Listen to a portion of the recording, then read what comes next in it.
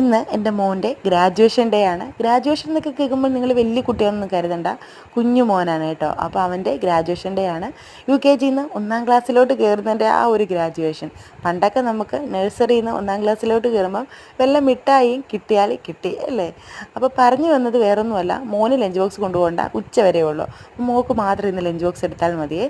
അതുകൊണ്ട് തന്നെ ഞാൻ രാവിലെ ഉണ്ടാക്കിയ കട്ടിപ്പത്തിരിയും പിന്നെ മട്ടൻ കുറുമയാണ് വെച്ചത്. അത് തന്നെ അവൾക്ക് കൊടുത്തു വിട്ടു.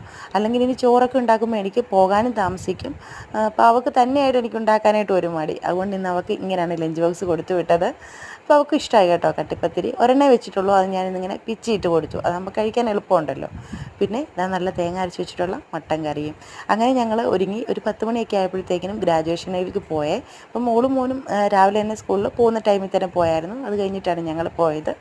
അപ്പോൾ ഇത്രയേ ഉള്ളൂ ഇന്നത്തെ വീഡിയോ. പുതിയ വീഡിയോ ആയിട്ട് നമുക്ക് വീണ്ടും കാണാം.